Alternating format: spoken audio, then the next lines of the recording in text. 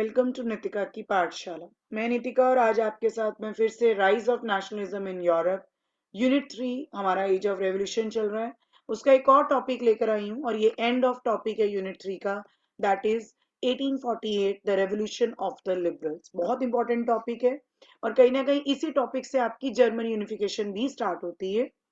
तो चलिए आगे बढ़ते हैं। Parallel to the revolts of poor, आपने लास्ट जो मैंने अभी वीडियो बनाई थी, मैंने उसमें बताया था आपको कैसे वर्कर्स जो पुअर कैटेगरी थी, अनएम्प्लॉयड वर्कर्स थे यूरोप कंट्री में 1848 में, कैसे उन्होंने रिवॉल्ट किया था।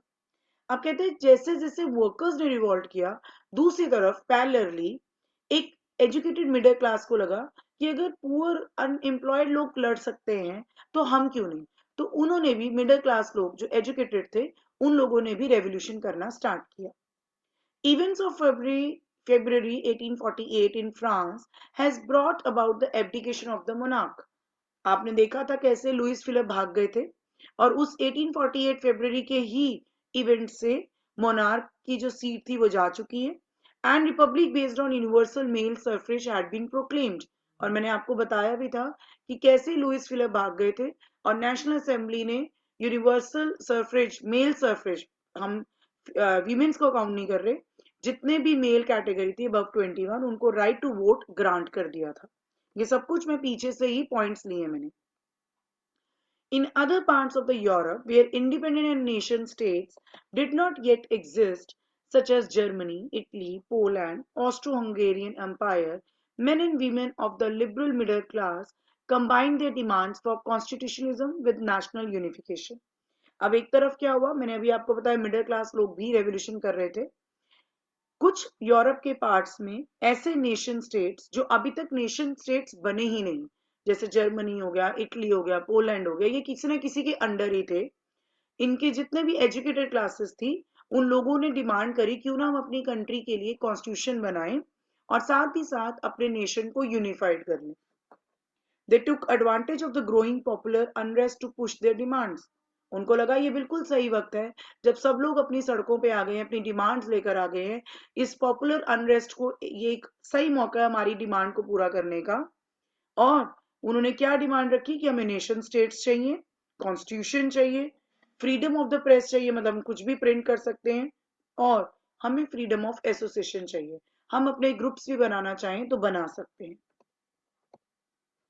इन द जर्मन रीजन, अब ये जर्मन की बात हो रही है, middle class professional businessman and prosperous artisans came together in the city of Frankfurt and form German national assembly. अब जर्मन रीजन जो होता है, वहां पे जितने भी मिडिल क्लास पीपल है, एजुकेटेड मिडिल क्लास पीपल है, वो फ्रैंकफर्ट सिटी में मिलते हैं और सोचते हैं क्यों ना हम जर्मनी के लिए नेशनल असेंबली बनाए जैसे फ्रांस ने बनाई है। On 18th May 1848, 831 elected representatives marched to take their places in the Frankfurt Parliament, convinced in the Church of St. Paul. 18 मई 1848 को, अब वो एक जनरल नेशनल असेंबली में जितने भी 831 मेंबर्स इलेक्ट होते हैं बाय वोटिंग, वो लोग फ्रैंकफर्ट पार्लियामेंट में जाते हैं। और वो फ्रैंकफर्ट पार्लियामेंट कहाँ पर है?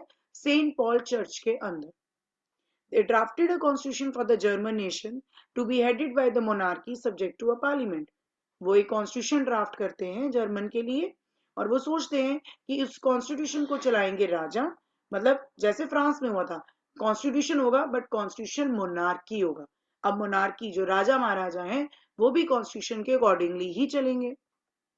When the deputies offered the crown on these terms to Friedrich William IV, King of Prussia, Germany उस टाइम क्या थी? प्रूशिया के अंडर थी। जब वहां के जितने भी 831 लीडर्स जो सिलेक्ट किए थे, उन्होंने ये terms and conditions Friedrich William four को सुनाई। फेडरिच विलियम फोर कौन थे? जो प्रूशिया के किंग थे। उन्होंने ये बात सुनते ही ये रिजेक्टेड इट। ठीक है, उन्होंने क्या किया, जर्मनी का जो ये जर्मन रीजन के लोगों का ये जो टर्म्स थी कि वो कॉन्स्टिट्यूशन बनाए, वो उन लोगों ने डिलीट कर दी।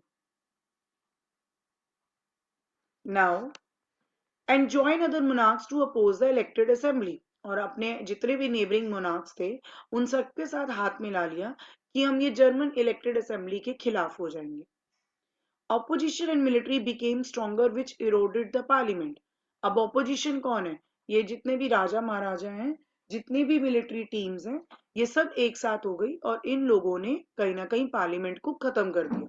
कौन सी पार्लियामेंट को? फ्रैंकफर्ट पार्लियामेंट को। The parliament was dominated by the middle classes, whose resisted the demands of workers and artisans and consequently lost their support. अब ये पार्लियामेंट में ज्यादातर किसका दबदबा था बेटा? इस पार्लियामेंट में दबदबा था मिडिल क्लास, क्योंकि मैंने आपको शुरुआत में ही बताया।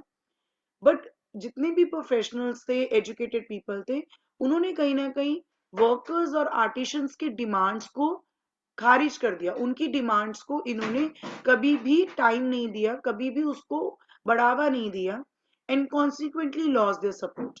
और धीरे धीरे मिडिल क्लास लोगों को वर्कर्स और आर्टिशन ने सपोर्ट देना बंद कर दिया। ठीक है जी, यहां तक हमें क्लियर हो गई है कि जर्मन जो है वो राजा अपने प्रूशिया फ्रेडरिक विलियम फोर्थ के पास अपना कॉन्स्टिट्यूशनल मोनार्की लेकर गया, बट राजा ने इस चीज को मना कर दिया और पार्लियामेंट को खत्म कर दिया गया। अब आगे क्या आता है? The issue of extending political rights to women was a controversial. But अभी तक हमने कभी भी वुमेन्स के राइट्स की बात नहीं की और ये हमेशा टॉपिक कॉन्ट्रोवर्शियल ही रहा है। Women had formed their own political association, founded newspapers, and taken part in political meetings and demonstrations. Women हमेशा से फ्रांस के टाइम से हम देखते आ रहे हैं, अपने पॉलिटिकल ग्रुप्स बना रही हैं, न्यूज़पेपर्स निकाल रही हैं, पॉलिटिकल मीटिंग्स कर रही हैं, डेमोन्स्ट्रेशंस कर रही हैं, प्रोटेस्ट कर रही हैं।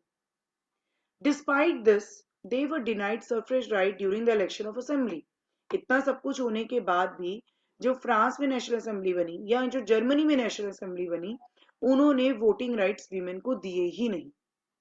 When the Frankfurt Parliament convinced in the Church of Saint Paul, ये देखिए मैंने आपको दिखाई हुई ये पिक्चर भी, जब सेंट पॉल चर्च में फ्रैंकफर्ट पार्लियामेंट्स की बातें भी होती थी, डिस्कशंस भी होती थी, women were admitted only as observers to stand in the visitors gallery. Womens को क्या अलाउ था कि आप फ्रैंकफर्ट पार्लियामेंट में आ सकते हो, मीटिंग्स की बातें सुन सकते हो, बट ऑब्जर्व कर सकते हो सिर्फ पीछे गैलरी में खड़े होकर। आपके कोई पॉइंट्स बोलने का आपको कोई अलाउ नहीं करा जा रहा। नाउ दो conservative forces were able to suppress liberal movements in 1848, they could not restore the old order. अब ये थोड़ा कंक्लूजन आ जाता है। माना प्रूशिया और बाकी मोनार्क ने मिडिल क्लास लोगों को दबा दिया, उनके लिबरल मूवमेंट्स को दबा दिया, बट वो दोबारा अपना वही ओल्ड ऑर्डर ले नहीं पाए, दोबारा ओल्ड ऑर्डर को दोबारा रीस्टोर नहीं कर पाए, दोबारा उसी चीज को दोबारा लागू नहीं कर पाए।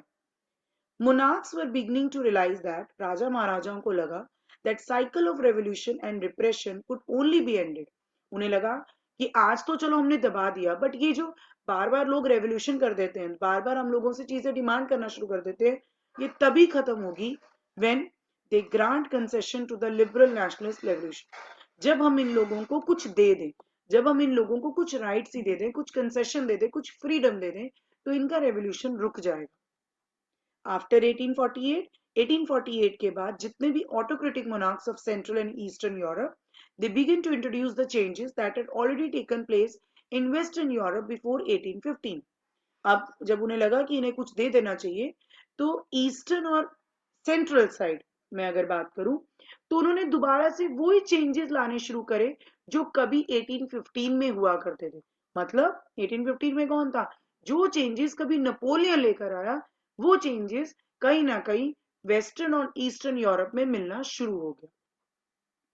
10 सर्वडम। सर्वडम क्या होती है बेटा? स्लेवरी। बॉन्डेड लेबर मतलब बंधुआ मजदूर, बांध कर काम करवाना, किसी को परमिशन न देना उस जगह से हिलने की, were abolished both in Habsburg domination and Russia. Slavery और बॉन्डेड लेबर बिल्कुल इन दोनों जगह से खत्म हो चुकी थी। The Habsburg rulers granted more autonomy to Hungarians in 1867. और हैम्सबर्ग रूलर्स जो थे, उनके राजा महाराजा जो थे, उन्होंने हंगेरियंस को थोड़ी और फ्रीडम दे दी 1867 में। यहाँ पर आपका ये टॉपिक खत्म हो गया है। Thank you for watching my videos. अभी भी आप लोग रेगुलरली वीडियोज को लाइक कर रहे हो, बहुत अच्छे अच्छे कमेंट्स कर रहे हो। आप ऐसे ही मेरी वीडियोस को लाइक करते रहिए, बहुत ज्यादा अपने फ्रेंड्स के साथ शेयर करिए, बट बेटा लास्ट में सब्सक्राइब करना मत भूलिए। Please subscribe my channel Nitika की पाठशाला। थैंक यू बेटा, बाय बाय।